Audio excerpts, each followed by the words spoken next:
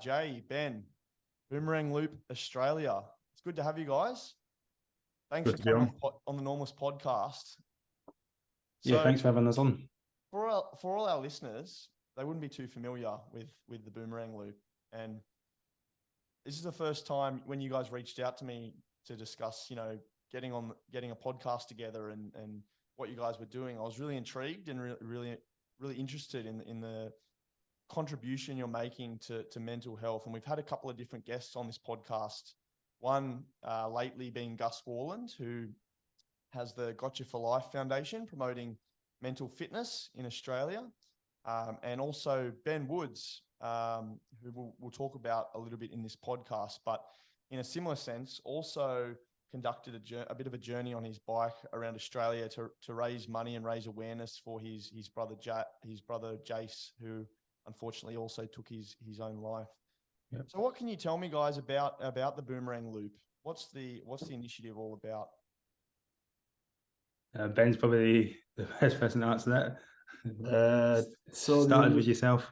The initiative, where it all came from was an idea an idea of doing something different, an idea of doing something different to what we were usually doing and challenging ourselves physically and mentally to push ourselves to a position that we'd never been before, and to see what we could take from, mentally and physically.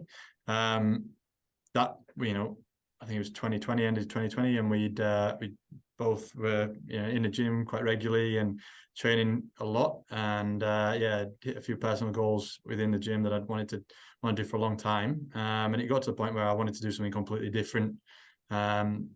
I'd not spent any time on a bike, didn't own a bike. I'd never been on a push bike since I was the age of 12 or 13, when you cycle up to your mate's house. And I think that I wanted to try and go that little bit further and really push myself to something completely brand new. I decided that I was going to cycle around Australia. Now that was a pie in the sky sort of comment and pie in the sky sort of ambition, but you think about it more and more, you think, okay, why not? Why can't you do it? Why can't this be something that you do? And I spoke to Jay while he was at the gym at the time, and I said, look, I'm going to cycle around Australia. And he's like, yeah, I'm in straight away. So that's where it all started, and that's the origin of Boomerang Loop, really, just before it had the name. So COVID was kind of when the switch flicked. So look, it did, yeah. So we in the middle of COVID, everyone was working from home. I was working from home for quite a long period of time, and within that, I was listening to a lot of podcasts whilst I was doing my work. And one of the podcasts that I listened to was from a guy called Dean Stott, on the Jocko Willink podcast, and he was talking about his feat of cycling from south of South America all the way up to the very north of North America, through Canada and into Alaska. And he'd never cycled before and just said, yeah, I'm going to give it a go and the like. So during during COVID and lockdown, you let your mind wander and you think, I can't go anywhere, so let's give it a try. What's the biggest thing I can do? And that happens to be cycling around Australia. So that's where it originated from, as I say. And so more specifics about the actual journey. So you did 14,215 kilometers around Australia, and you've raised around, or your goal was to raise around $100,000 to Mindful Australia, was your charity of choice. And you cycled 50 days back to back, averaging around 285 kilometers per day. So just to put that in perspective for the listeners, how long were you on the bike for each day? And what was that like? Well, looking back now, we're anything from 10 to was our longest days maybe 15 hours. 16 hours was our longest 15, 16 one, yeah. So it's basically equivalent of cycling from Sydney to Canberra every day. And even when you just say there the 50 days in a row, leading up to it, we were a little bit worried about if we should have a rest or if we should do the 50 days in a row. But looking back now, I think 50 days in a row was the best thing we could have ever done, because the rest would catch up with us. But yeah, it was averaging around 285. We did some longer days, but that was like the average. Yeah, so Sydney to Canberra every day. Wow. Yeah, That's tremendous physical feat. It's quite astonishing, really, thinking about sitting on a bike. The only thing I can think of is I'd have a bloody sore ass after, 15 hours sitting in the seat of a bike. So, it's really commendable that you guys have, taken initiative to train for that journey. I can only imagine what training was actually involved. Ben, you're an architectural technologist, and Jay, you're a construction/plumber, and you're both from the UK. When did you guys move to Australia, and have you always been in those, in those roles, or have you been doing anything, change careers or anything of that nature? Yeah. So I moved in, I think it was 2017, I think. So I think I've been here about 6 years, I think. Could be very wrong with that. But yeah, no, when I moved, that's the first job that I had and went into, and that was my experience. Sort of coming into Australia was being in the architecture sort of sector, I guess. During COVID and during lockdown, I actually lost my job, which was difficult because at the same time you're trying to plan for a cycle of great magnitude and everything else, and deal with the stress of losing a job. It was a lot to take on, and Jay will tell you of his experience as well. But look, it was obviously a difficult period of time, but I actually moved over to a project management space, and now I work as a project manager for clients producing different sort of buildings and the like. So it's it's been a crazy couple of years of that COVID period, and not just for the COVID and the lockdown sort of situation, but for everything else that was involved, which we'd sort of taken on as well. So that was my sort of movements anyway. Yeah, I mean, yeah, mine's similar to that as well. Like I worked as a gas engineer and plumber in the UK, and that kind of transitioned into Australia as well. And then during the whole COVID lockdown situation, the work was kind of drying up where I was working was one of the red zones. So that kind of left me in a position where I couldn't really work, and ended up kind of changing roles and careers towards the project manager as well. So there was a lot of stress looking back, there was a lot of stress during that kind of lockdown time and while we were training as well. Jobs changing, loss of jobs, but we still managed to kind of get through the training and get over the line and get it as well. And plus, we both had failed careers as plumbers, as rugby players. So, we've kind of come back. We've come from like active backgrounds, but yeah, we're construction and I guess fitness fanatics, but not cyclists. So Ben, you lost your job during that kind of pandemic phase, and Jay, you obviously you weren't working at the stage because you're in that trade there where you couldn't actually do anything, so you're confined to lockdown. And I understand this was, as we said before, this was kind of the ignition for where the Boomerang Loop Australia was born. And as you said, Ben, you're listening to a plethora of podcasts. You got that initial motivation, but tell me more about the motivation. Didn't just come from those podcasts you're listening to, but also some quite massive hurdles in your own personal life. Can you tell me a little bit more about that? It's actually Jay, really. I'll let Jay talk to that. That was a lot more of his sort of massive hurdles, which is again, should be touched on. Yeah, look, it started off obviously as a personal challenge. We both wanted to push ourselves to the absolute limits of trying something new and taking on this big task of like cycling around Australia. But kind of at that early stage, we realized that we wanted to do it for mental health.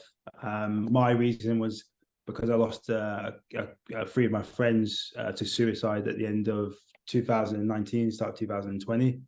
And it's kind of in their memory, but also for many people that are struggling with mental health across Australia and across the world.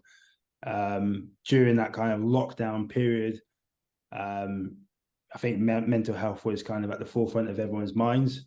Everyone was really thinking about, their own mental health and the people around them, where, you're all kind of in your little bubbles and segregated and in your lockdown. And it was playing on a lot of people's minds. So look, COVID was a bad thing, but it was also a little bit of a blessing as well, because it made people realize what they value in life. And it also made us realize that doing this ride around Australia was, for mental health, was the right thing, because we had so many people in our lives that were affected by it, including myself as well. Yeah, and Jay, so I understand you actually lost 3 friends, unfortunately, due to suicide. Yeah. Yeah, and as I said before, we've actually had Michael Singe on the podcast. He was our first episode, where he actually had a few friends too that had taken their own lives. Recently, in episode 10, we had Gus Warland, whose, I guess, initial ignition for him to create the Gotcha for Life Foundation was a friend taking his own life in 2006. And then, as we said, Ben Woods, who actually lost his brother to the same cause of suicide. Now, at the age of 17 to 18, I think you're at a really low point in your life. Psychologically, you're dealing with clinical depression, and you were at a tipping point where you were almost ready to take your own life. Can you tell us a little bit about that time in your life, and how you got through that period? Yeah, like I know I've lost a lot of people through the years, through various things, suicide, car accidents and stuff like that. So at that age, navigating life as kind of a late teen, it was all still a bit new to me. And having some friends and stuff like that pass away at that age, I didn't really know how to deal with it. And I'd lost my job at the same time as well. And I was like kind of just at the start of my career. So we were in a bit of a recession at the time. So I lost my job, lost my girlfriend, and a couple of my friends passed away in a car accident as well. So it was all within a couple of month period. And it was a little bit, it was overwhelming. And I didn't really know kind of how to handle that. Kind of reached out to my parents. My parents were great, but I mean, it's a very rare thing that somebody's hit with all those things at the same time. So looking back, I understand why my parents probably didn't know how to deal with that. So I kind of sunk into myself a little bit, and yeah, those thoughts and things were going through my head at the time. So hence why, yeah, this kind of the bike ride and doing it for mental health is quite a touching for myself and Ben, because you don't really know who's kind of suffering. And at the time, a lot of people probably wouldn't know that I was suffering, kind of smiley faces and stuff like that. So yeah. Yeah, and I think that's one of the key things we were talking about with Gus, was kind of like when his mate had everything suspectedly. He said status inside of work, status outside of work, family, kids, a great life, but we don't know what's going on deep down below in other people's lives. And I think, that rings true in what you just said there. So Mindful Australia is a very relevant charity in that sense, that you guys, work to raise funds for. Can you tell us a little bit more about Mindful Australia and what they do within the community? Yeah, so look, when we said that we were going to do this for a mental health charity, we actually took our time trying to decide sort of how we were going to go about this and which charity we were going to support. Now, there's a lot of back and forth between myself and Jay, because we really wanted to be at the metaphorical coalface of the charity and try and help in any way we could, as well as raising the funds, any funds that we could. Now, speaking with a few different charities and the bigger charities, it was quite apparent that we weren't going to get that at the coalface support, if that makes sense. We weren't going to get that opportunity to be able to, be there and be present. Now, and speaking with Jay and listening to Jay and what he had to say, there's a lot of charities who will deal with the reaction of somebody wanting to take their own life, or be there, they're ready to catch them as they fall, so to speak. Whereas with Mindful Oz, they look to assist and help, train develop younger children, sort of the mid-teens, lower teens, pre-teens sort of age, to really understand exactly what it is that they're going through, and really sort of give them the skills to be able to go through life and through that sort of early teens age, and understand what's going on. Not only that, but also give it to their parents, this training and the skills for their parents to help have that communication with their kids as to what they might be going through. Because unfortunately, statistically, it'll be either themselves or one of their friends or one of their close friends that will struggle with some form of mental health illness, and that skills and training should be there to be able to help them and assist in the training that they can, and the help that they can get or give to their friends. So Mindful Oz was someone that was a company that we really sort of warmed to, and really sort of had good conversations with, and felt like we could really make a difference or help make a difference with what they're trying to accomplish. And in terms of what services they offer, so Mindful Australia, they host a whole host of different community events, sporting fundraisers, speaking forums, mental health, first aid training, primary school programs, as you were saying, focusing on that younger cohort. But then also some speaking engagements where they've got some different medical professionals and those particularly qualified in the mental health space to run different workshops in behavioral health and coping strategies for diverse environments. They also have apparel, merchandise, workshops, and other programs, and they also host another podcast. So what we can do is I'll pop the podcast that they host in the show notes too, so that anyone that's listening to this podcast that wants to find out a little bit more about what they do, or anyone else who's going through similar struggles with their own mental health.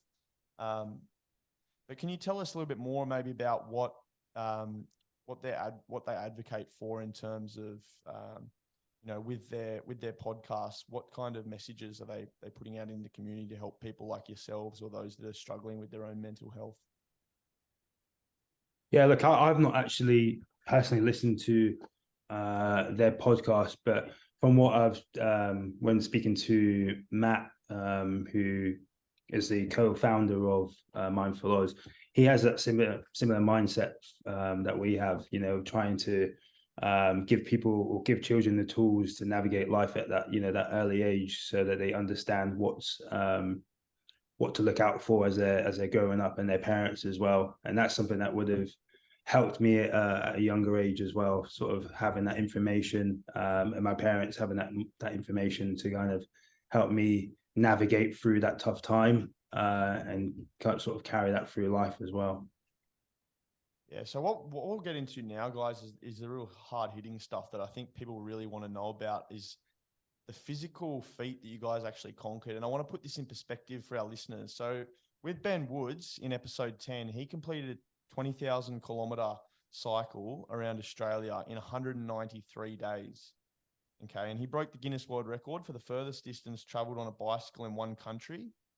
And he also set out to raise funds for his brother Jace for the Black Dog Institute.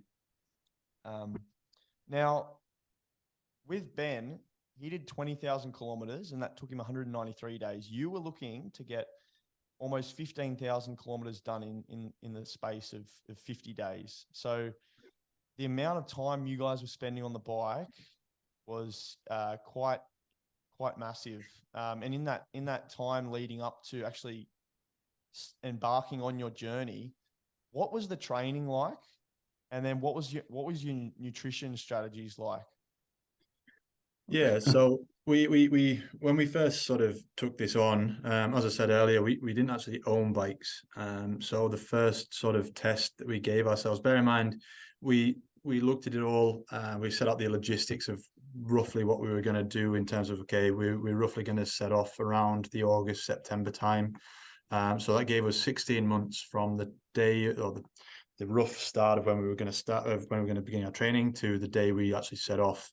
Now, we, again, as a high level sort of thing, we looked at taking on a different challenge once a month. Now, that challenge didn't necessarily have to be anything of, it wasn't set in stone from the off, but we looked at doing something a little bit bigger than the last month. So, for example, when we didn't have bikes the first month, and our first sort of training session was sitting on an assault bike for 8 hours. and seeing sort of how far we could get, and seeing what we'd sort of track up.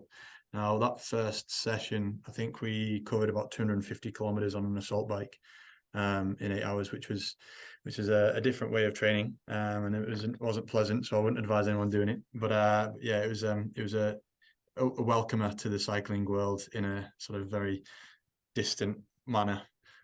So the first month we spent, all of our training was on the assault bike until we actually managed to get physical bikes. I think the second month, I think we actually set off on our first bike ride to do 140 kilometers. I think that was our first bike ride together, or just first bike ride full stop. And I think we left with one gel pack and one banana, and quickly realized that was very unsubstantial and was not going to get us anywhere close. Now, we did finish that ride, but in very, very bad ways, and we were struggling, to say the least. There's a funny story you guys have with that, isn't there? Where you was that when you stumbled home, and I think it was your sister came out and. Yeah, my missus came out actually, and yeah, we were coming across Anzac Bridge, and Jay was a little bit further behind, but we were both on the edge.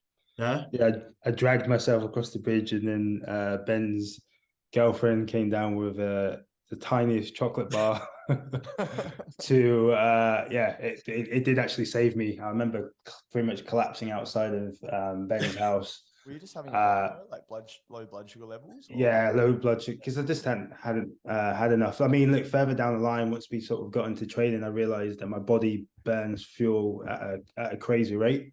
So I just was underfueled, and I got to the house, and I was about to pass out, lightheaded, everything. Just remember lying there, and yeah, Ben's girlfriend pretty much feeding me this chocolate to get me home. So.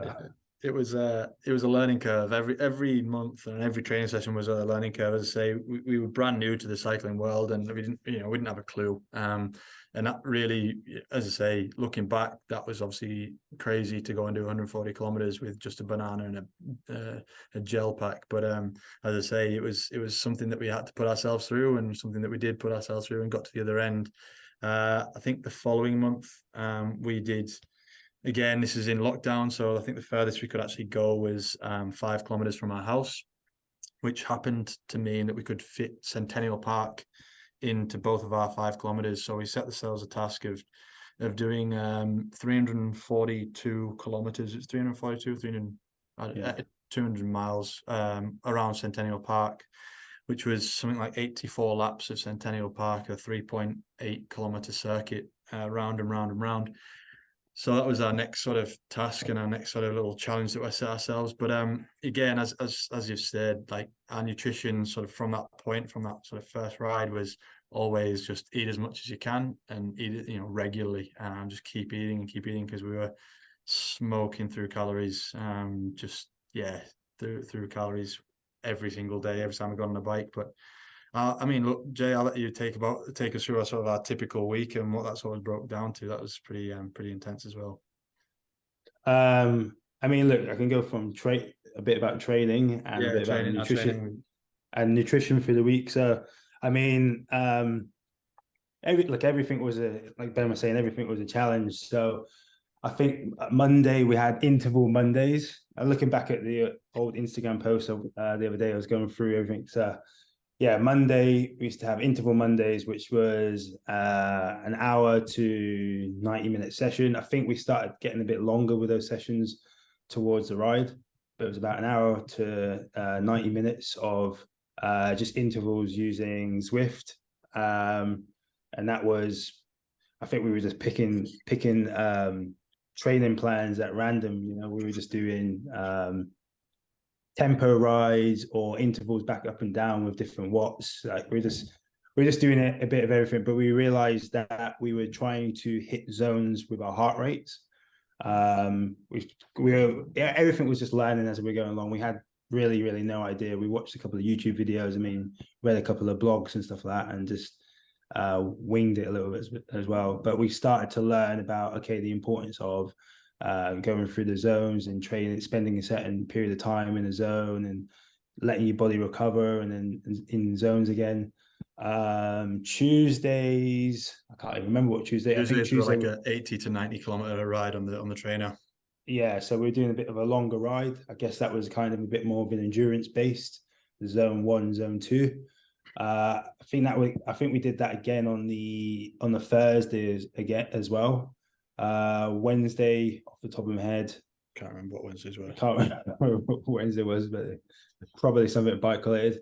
And then Friday was kind of a bit of an interval again, and then Saturday, Sunday was the longer ride. So Saturday, Sunday, I think we were originally, just trying to aim for a 200-kilometer weekend, so 100K on a Saturday, 100K on a Sunday. Just getting used to doing back-to-back days. As that evolved into 150Ks or a 200K Saturday and a 200K Sunday, it started to get into a 400K weekend. As it evolved, the kind of I guess terrain started to change. We started to try and hit elevation goals. So we maybe be trying to hit a 2,000-meter elevation on a ride, or go into a different location and trying to ride to a certain point and ride back. And we again, every week we were trying to make it a little bit more difficult and trying to think of what we would see on the road. So even to the point where I was looking outside, Ben was probably the same as well. We were looking outside, and if it was raining, we'd be like, okay, right, we'll get out on the bike. Where most people would be staying at home on the indoor trainer, we were like, right, this is an opportunity to go and ride in the rain. So you go out for 10, 12, 15 hours out on the bike in the rain just to do like a bit of training in the rain. To be honest, that did pay off because we had a little bit of rain while we were on the road, not too much. The one thing that we probably didn't train enough in was the cold. I think when we first started training, we were in a bit of cold temperatures, but then it quickly kind of warmed up, and we maybe didn't have enough the colder temperatures because it was pretty cold while we were on the road. Everything that we trained for, all the sort of challenges and random things that we tried to do. I mean, one of the things that we tried to do was a 24-hour ride. Yeah, that was on the home trainer, but everything that we did try and do and the challenges that we set ourselves within our training happened to end up occurring, or we could relate to it whilst we're actually on the ride. We rode for 16 hours. I think that was our longest day, 16 hours one day. And we can refer back to the time we tried to do a 24-hour ride, or days when it was freezing cold. We don't have as much as that, but we did train in a lot in the rain, so you can refer back to that. And when it was raining and stuff like that, or when you're struggling to have energy, you can refer back to the time when we had no food and we were just riding anyway. So a lot of the things that we trained for actually did eventuate and actually occurred whilst we were on the ride, which was pure fluke, to be quite honest with you, but it just meant that we had tried to cover a lot of bases within our training. And at the very offset from this, we said that we wanted to make sure that our training was harder than the actual ride itself. And I mean, speaking for myself here, I'm sure Jay's maybe got different opinions, but I think we definitely did that. And I think we definitely ticked that box. That's incredible, guys. And I think, like, did you do much variety kind of work? Were you always on the bike, or was it, you ever doing running or swimming or any other? Well, look, we both had, I mean, as I say, we did both lose our jobs, but we both had full-time jobs. We both started new jobs as well. So obviously at the time of starting a new job, you want to, be present and make sure that you're putting in the hours and stuff like that. So anything other than riding was difficult to fit in.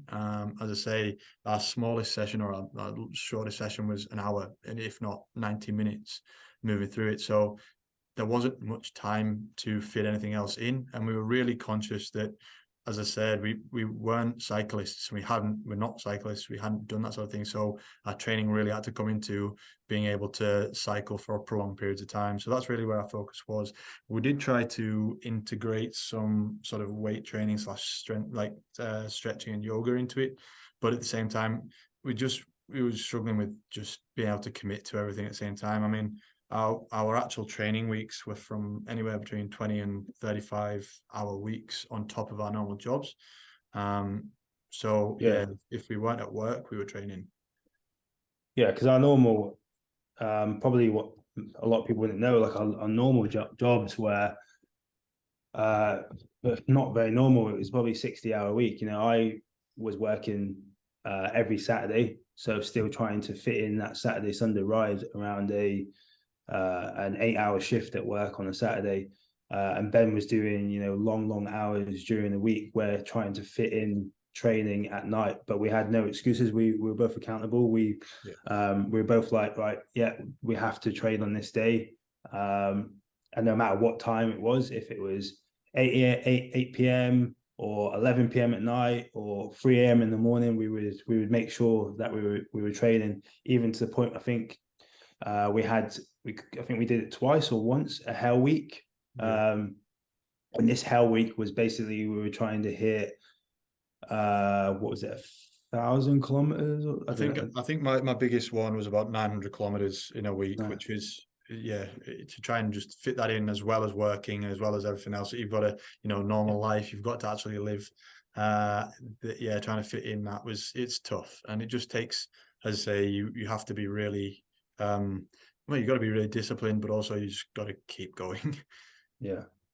I think that's probably the biggest thing. There's a lot of people that would be listening to this podcast that have probably considered, conquering a feat, whether it be to the extent that you guys have done, or maybe to a lesser degree, like a half marathon or a marathon or something of that nature. But, training for what you guys did, in the context of your busy work schedules, fitting in enough time for recovery as well.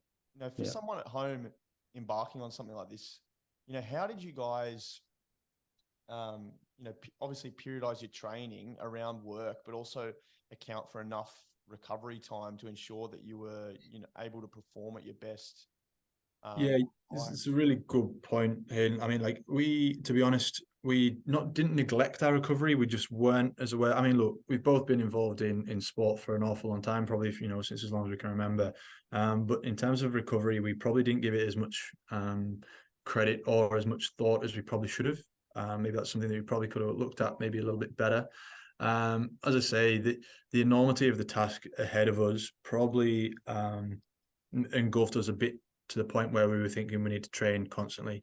That's not to say that we didn't give ourselves rest, and we did give ourselves rest, and we did give ourselves recovery. But a lot of our recovery, and we were lucky enough to be given the opportunity to go and use recovery pools and stuff down in Coogee, and use the ice baths and the saunas and stuff like that to try and aid recovery.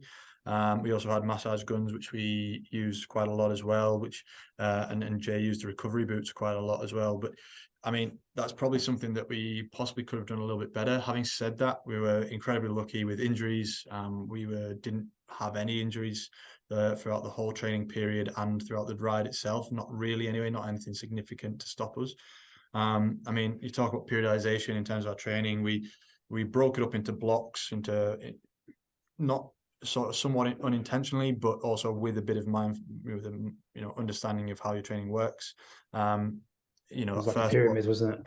Yeah, it was. Yeah, with our first block sort of being about our heart rate and working on that heart rate levels. The second block being more about the distance and the endurance, and the third block being more about that pyramid of trying to actually increase your distances throughout the week, for each week, and then tapering off as you got closer towards the actual main event.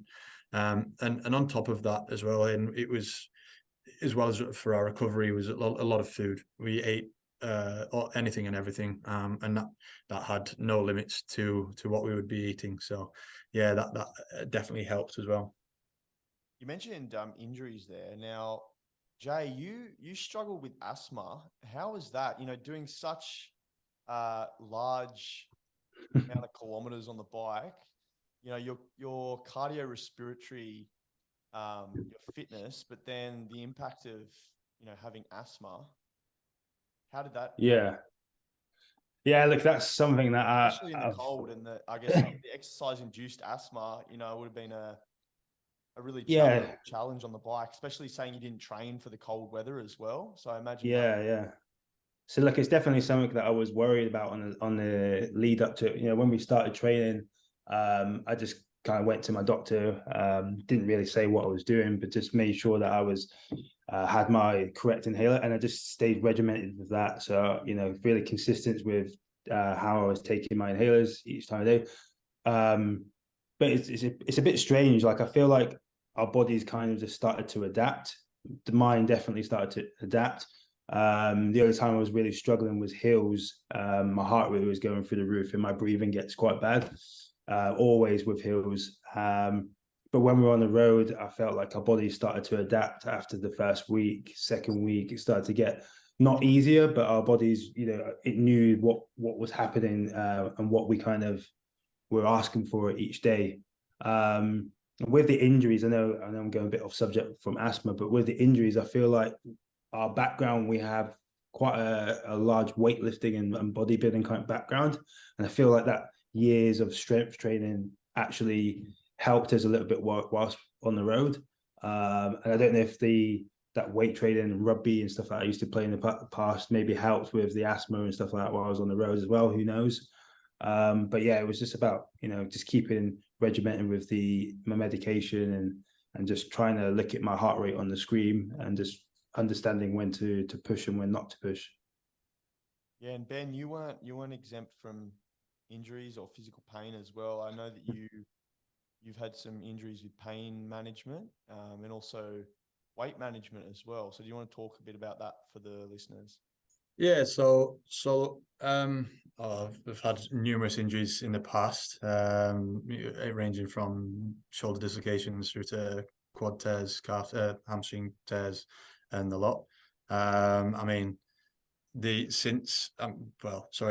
before the ride, I struggled to put on weight, which has always been something that as somebody who goes to the gym somewhat regularly, it's always and everybody who goes to the gym regularly is something generally that people want to do, is try and get a bit bigger. And I got to a certain point where I was not happy with my weight, but a little bit towards that sort of goal. And then it's picking up the bike and starting this definitely drops your weight pretty quickly. I think by the time I got back from the ride, so after 18 months, I'd lost, I think, around 18 kilos of body weight. I mean, now having said that, from the start of the ride to the end of the ride, I think I lost 4 kilos. So it wasn't as bad as it could have been. There was a lot of, I was pretty happy with what we ate. Our nutrition whilst we're actually on the road was pretty good.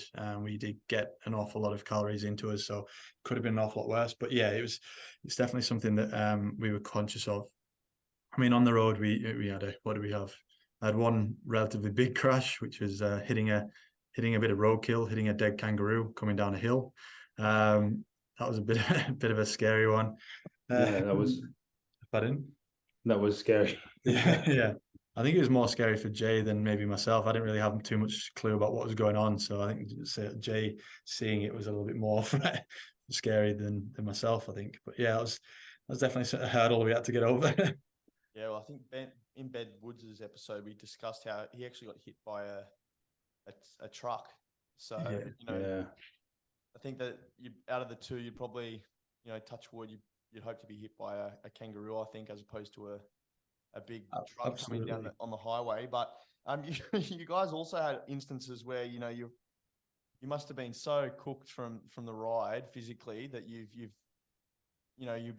forgotten you've been clipped into your bike and just fallen over at stages. Yeah. And there's been all those funny moments. Can you tell us a bit about some of the, I guess, the most challenging moments that you went through, but also maybe some of the funny but also really enjoyable aspects of the journey?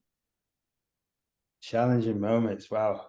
Are we talking about just the 50 days or just in general? Yeah, I just think in the 50-day journey, what was the is there points there where you were just broken, where you can remember vividly, or? Look, because I've been putting up some videos on YouTube and looking back at what we filmed and stuff on the road. So day 49, like I don't think people know how tough day 49 was. Just imagine, we've obviously cycled 48 days before that, coming into day 49, and we knew from day one that the last week of the 50 days was going to be the toughest week, not just because of the amount of kilometers that we'd put through our bodies, It was the most elevation, so it was the hills, the toughest terrain, and the fact when you know that you're getting so close to home, the body is starting to say, "Hey, we're about to rest soon, so we're going to shut down." So day 49 was the most elevation, and it was day 49, yeah, Yeah. Day 49 was the most elevation, and it was just relentless. It was like going 12 rounds with Mike Tyson or something. It was just every bend we turned around, it was just hills, and you could just see these hills going on and on. You could just see the car headlights going up into the mountains, and it was just you'd get a little bit of a break for a couple of meters, and then it would just be another hill. It was just going up and up forever, and we weren't really getting much downhill at all. Yeah, it was as well as that, like you're conscious of the next day. You're about to finish what's been an incredible ride and an incredible like adventure, and you're trying to make sure that you're efficient with what you're doing. You want to make sure that you get to where you're staying that night at a reasonable hour, so you can get up at a reasonable hour the next. Well, I say reasonable, prospectively reasonable hour to then get up and go again the next day. I think, and to be honest, day 49 we actually finished at 1:30 a.m. knowing that we had to be up at 3 a.m. the next day.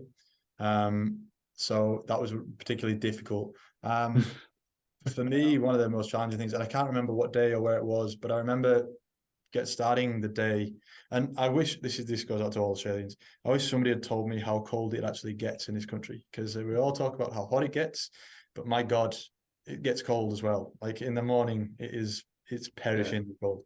I distinctly remember one day waking up, and it's always dark when you get up. It's always dark at 4 a.m. in the morning or 3:30, and at whatever time you're getting up, it's dark. And we were setting off. It was either -1, -2 degrees, and we started off at the top of a hill to head downhill.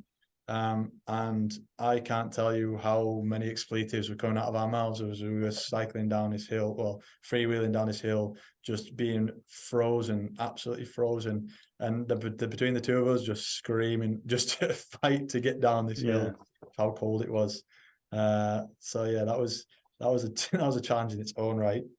We had a lot of days where we had the kind of same challenge. So, like in a perfect world, you know, you look on paper, it's going to take me 10 hours, or it's going to take us 12 hours, it's going to take us 48 hours, and that's everything going correct. You know, we've got our pace right, nutrition right, our stops are the right amount of time, everything goes right.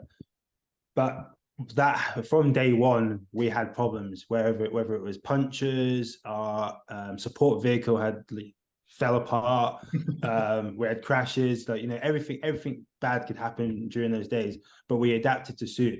But when you're looking at your watch at 6 p.m. and you're looking down and you're like, okay, we still have another 100 kilometers to go, and we're about to go into the dark, you know, that was really difficult. I know we didn't really show it, but now looking back, like being motivated enough to, okay, we're going to have this 10-minute break or 15 or hour or half an hour break, and then we're going to go out at night and do like another 100 kilometers and hope that it all goes right.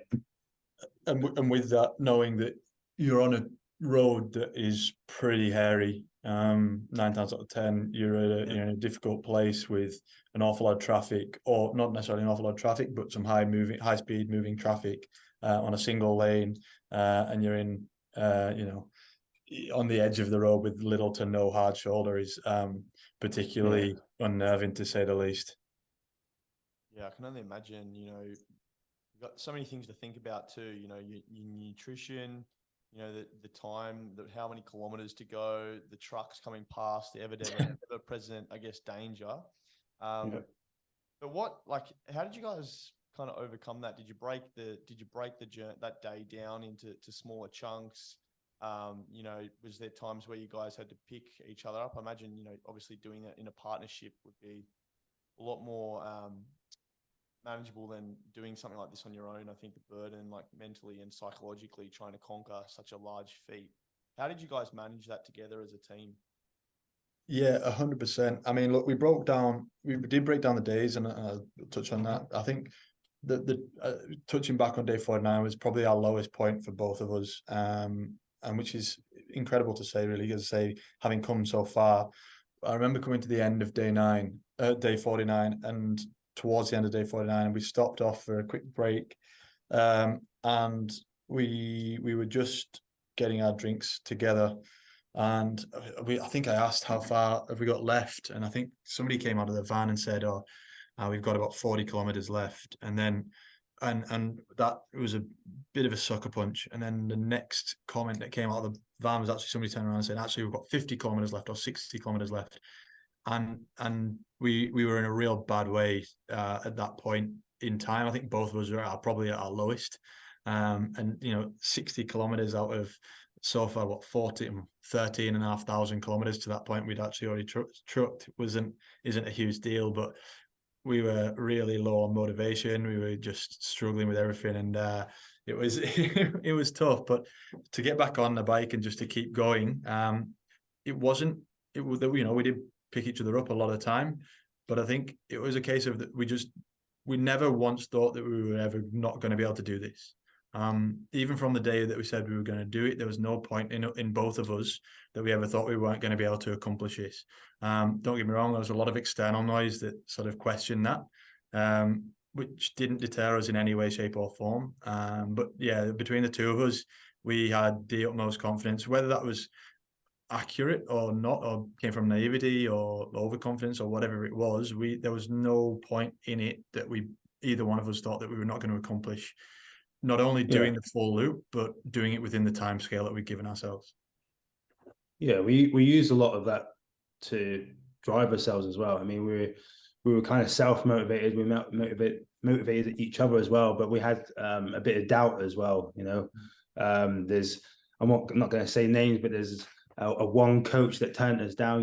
We were a bit naive. We were reaching out to different cycling coaches and stuff like that. There's one coach where this person asked for information about our sporting history, our injuries, and yeah, Ben and myself, we kind of wrote a list together of we've had this knee injury back in this date, we had this shoulder injury, we used to play this sport, sent all the information, and then we both received this huge email. It was a couple of page email of why we would not be able to ride around Australia. You guys aren't going to be able to do this. You're not going to last longer than 3 days. And yeah, I think, did I call you or you called me? Yeah.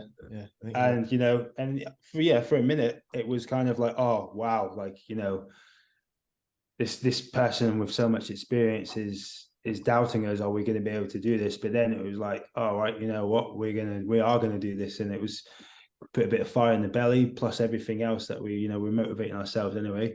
And it all paid off. And we, like Ben said, we had no doubt whatsoever that we were going to be able to achieve this.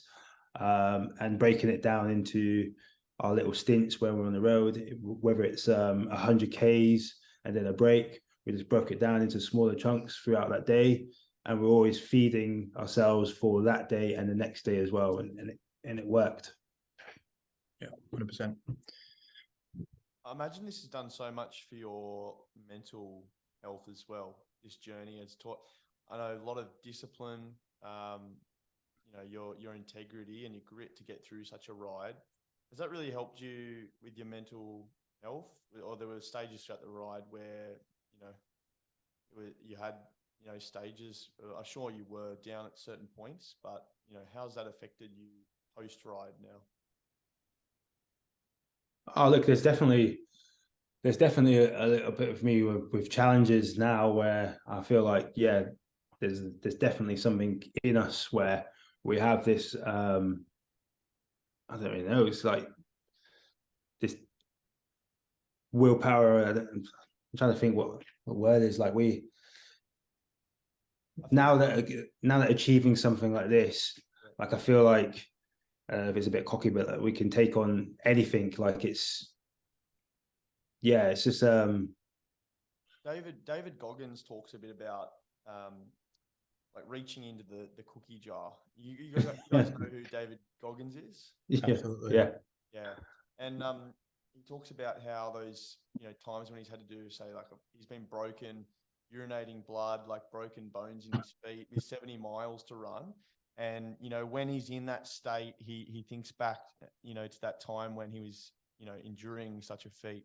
And it's like reaching into the cookie jar in those moments and pulling out that cookie, or that, you know, as a metaphor for that moment, to give you that physical strength or reassurance that you can, you know, pull through and you can get it done. So was there like, I'm assuming, as we talked about with day 49, there were stages along the ride where you were able to reach into your, you know, your cookie jar and pull out those moments in during the ride that, you know, Yeah, I guess that, spurred you on. I guess like looking back now, like what we're trying to say is maybe when we're on the road, looking back, that the fact that we were so disciplined and that we put in the work whilst training, you know, we knew that, okay, I'm on the road, I'm in day 49, but look, we've been training for so long on the lead up to this, like we can do this. Like we've pushed ourselves harder in training. We can do this. It's just another day. It's just another hour or a kilometer. We've done this. We've been in this position, or we've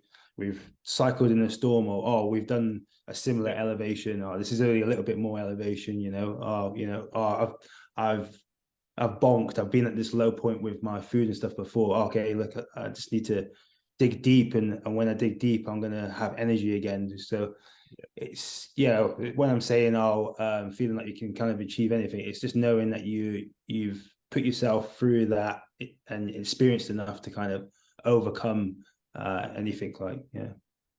Look, the one thing that on that, I mean, as I said, we did everything that sort of we trained for within our training, well, months, did eventuate. You know, a lot of challenges did sort of have similarities instead of what happened whilst we were on the road. Now, one of the challenges that I sort of set myself was to cycle in the corner of a room with no lights on, no music playing, no telly on, and just cycle in the corner of a room with no stimulus.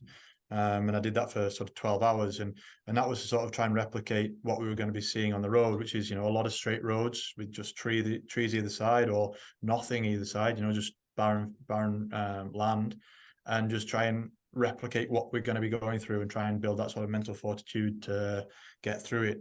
Now, you know, looking, as I say, reaching into the cookie jar, as David Goggins mentions, like that, there's a lot of that goes on, and you do put yourself into a position where you think, you know, yeah, I can do it because I've already done it. I can cycle and it's freezing cold because I've already cycled in the rain for however many kilometers. It's not any worse than that, and it almost creates no surprises, if that makes sense. It almost creates a point of, well, you've already done it before, so why would you not be able to do it this time? And sort of post the ride now, it gives you a sense of, I mean, there was a time after the ride that was difficult, but like sort of moving away from that, it gives you a sense of, okay, I know that if I set myself upright, or if I set myself to do something, and I get my breathing right and I get my pace right, I know I'll be able to accomplish anything, or, you know, figuratively anything. And I mean that in a way of, yeah, it might not be the fastest or the quick, or, you know, or the quickest or the most efficient method of doing something, but I know that my fortitude and my determination will get me through anything, by just pure perseverance.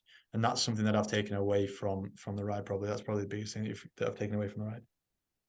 And so with your fundraising journey, how has that gone, you know, throughout the ride, but now at the end of the ride? Can people still donate to Mindful Australia? And how did you go with meeting your fundraising goal of $100,000? I think we're sitting at about $55,000, and I'm pretty sure the website's still open. It won't be open for much longer because this kind of chapter's coming to an end. So Mindful Oz will move on. Yeah, I think we were sitting about 56,000, which is, you know, by any means, we put a big goal of 100,000 because obviously, you know, doing something like this is a huge challenge. So we put a huge number onto it. But we were happy with raising $5,000, if we're honest, because it would still make a huge difference to Mindful Oz. So being able to raise half of that money is awesome in that. And speaking to Matt from Mindful Oz, we know that it's going to go to the right cause and help a lot of people. Yeah, it's outstanding. Even that amount of money is just really astonishing, and it'll go a long way to helping others that are battling with mental health issues. Where can we donate? Do you guys have a specific link or page where our listeners can go to if they want to donate some funds to Mindful Australia? Yeah, so if you head to boomerangloop.com.au, that's our website, or if you just go to Instagram, Boomerang Loop AU, there's a link in the bio with all the donation links. Awesome, guys. And now, if you had one really important life lesson that you've got out of all of this, what would that be? What would be the biggest thing that you've taken away from this journey of going on such a astonishing ride, but also, I'm sure plenty of personal development has occurred throughout the journey too, with the training and all the challenges you guys have put yourselves through? Like, I guess it's just, for me personally, believing more in myself. I had, I still do have that good mentality, knowing that if I put in the work that I can achieve. Maybe before we starting the project, I had a lot of self-doubt, and kind of looked at myself with a lot of negativity. But going into that ride and putting in the determination and getting over the line now, I know that it's just, a matter of hard work and self-belief, you can kind of achieve your goals. And how have you found your feet now, Jay? I guess we discussed before a lot about the battles you've been through personally, but now at this stage in your life, how have you going through the ride now and coming out of that, how have you changed as a person, and what are things for you like now? Look, even before the ride, when my three friends passed away, I started talking about it, talking about my own mental health struggles more, which I never really spoke about that. So I'm not saying like I'm a mental health ambassador or anything, but just talking openly about my own depression, so that has massively helped me, and helped me evolve into kind of a better person, a more confident person, speaking about my own mental health. And then realizing, whilst on the road as well, we met so many people where like right around Australia, where they were talking about them losing a loved one or their own mental health struggles in the most strange places in Australia. We were at roadhouses in the middle of nowhere, there's barely any people, and we'd bump into somebody and tell them what we're doing, and then they would have a story about how they've lost a loved one or how they have their own mental health struggle. So me realizing that so many other people are struggling as well, made me feel like a little bit better, that I can kind of talk and openly talk about my situation and what's gone on through my life, and hopefully help others as well. And I'm hoping, with a bike ride and people seeing what we've done, the money that we've raised is obviously going to hopefully do some good, but also potentially inspiring people to take on their own challenge as well, and maybe they can find their own mental strength doing their first 5K run, or a marathon, or whatever it may be. Yeah, like, I think it's just been, and also advocacy, raising funds, building mental resilience. It's been an incredible journey. One thing I want to discuss before we wrap things up is kind of did you guys use any applications or anything on your phone, with your training and nutrition and that kind of thing, or even with your, mental well-being, mindfulness? Was there any specific applications you used? Was there any specific podcasts you gain a lot from that, people might be able to utilize themselves?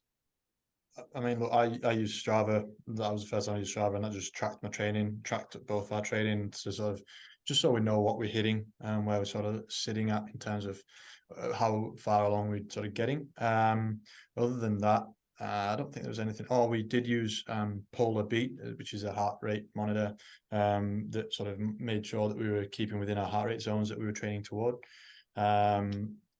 Apart from that, not really. In terms of podcasts, as I say, like we listen to things, different people are doing different challenges and trying to gain inspiration and motivation from those sort of people, and you find the people who you relate to more, and yeah, they generally help you. As I say, Dean Stott was a huge inspiration for us for this ride, and he helped us with during the ride he actually was in contact with us somewhat regularly to help us on with that, which was great, and it was really good to have that sort of person who's already accomplished some great things have them in our corner, so to speak. Yeah, and Jay, what about yourself? Anything that you utilized? Yeah, look, we reached out to a few cyclists in the ultra cycling world. I guess, we were a little bit like, oh, are we doing the right thing? We were kind of second guessing ourselves. So we reached out to a lot of cyclists, and we had a couple of Zoom calls and conversations with a few people, and took information from them. They're not coaches, none of them were coaches, so we couldn't get a training plan necessarily. We made up our own training plan, but we took little bits of information, and those were like, looking back now, they were so like helpful.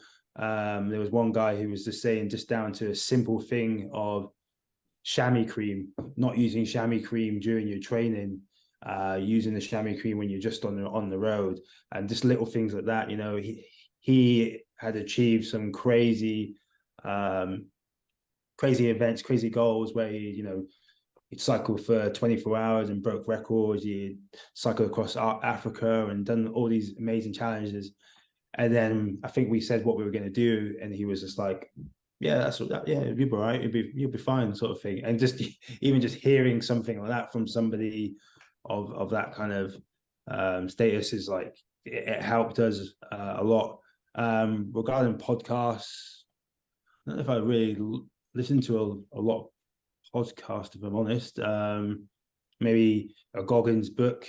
I remember listening to Goggins' audio book whilst on the bike, having my aircon turn up to maxed out. But yeah, not really any podcast, so to speak.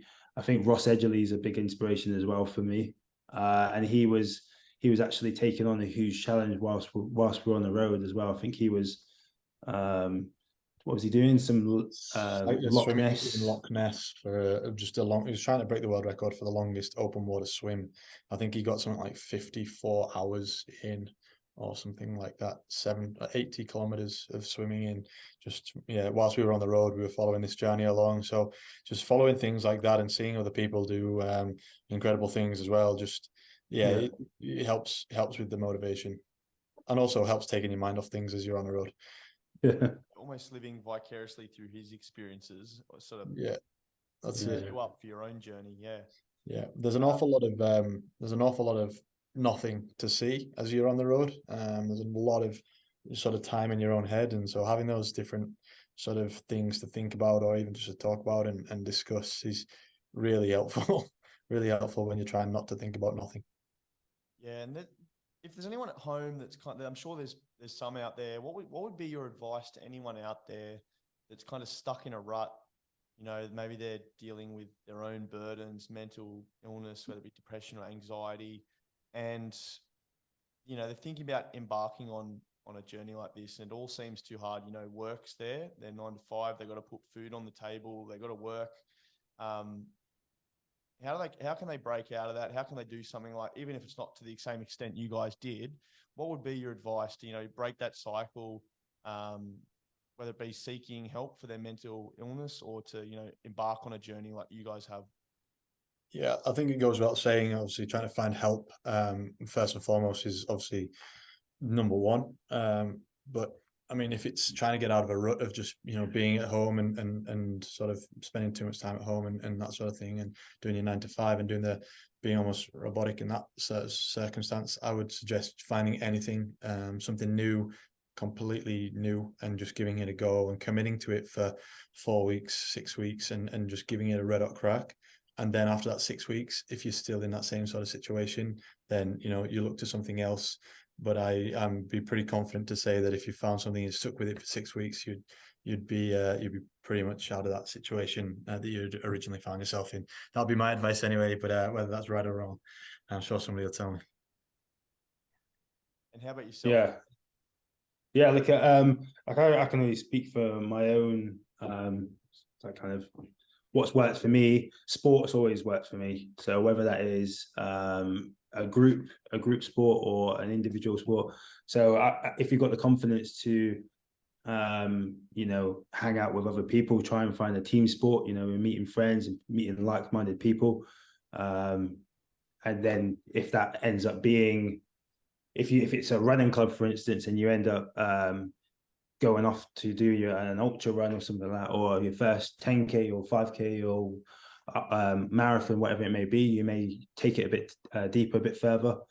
But if you don't have that confidence necessarily to, you know, take on a group kind of activity, maybe finding a podcast or someone who you can connect with, whether that's sport again, a Goggins or, you know, whoever it may be, and then taking on your own challenge where it's, you know, taking small steps to a week or a 2 week or, you know, getting to a 6 week or longer, and just using that kind of as your kind of escape route to clear your mind. It's always worked for me, that and music as well. It's always like worked for me, you know, keeping active and listening to music. So if you can combine those two, then you're winning. And always that social outlet too is always a good strategy for you know, just being able, as we talk about, you know, with advocating for mental illness and mental health, you know, talking to your, as Gus says, talking to your village and your network, your teams. So what we'll do is I'll pop in the show notes also some of those crisis lines, which will be Lifeline, Beyond Blue, for anyone who is struggling out there to maybe get in touch with, give them a call. I just also want to allude to anyone, you know, who's listening to this in Australia, that there is actually access to that GP mental health plan you can access through your general practitioner. So I think there was, you know, initially last year or the last few years, it was 20 sessions per year. It's now 10 per year. But, you know, if you've got an anxiety or depression or any of those symptoms, you can go and have a chat to your GP, get access to that plan and talk to your counsellor, you know, for 10 visits, and that rolls over every year. So you're always going to have access to that, someone to talk to. All right, guys. Well, so thank you so much for your time today. It's been awesome to hear more about your journey with Boomerang Loop Australia. You know, how you've been raising funds for Mindful Australia, and all the lessons you've learned, all the challenges you've been through, and all the great learnings and things we can share with our listeners. No doubt I've taken a little bit away from this. I'm sure those listeners at home will also do so. So thanks for your time, guys. It's been awesome. Thank you very much. Thanks for having us.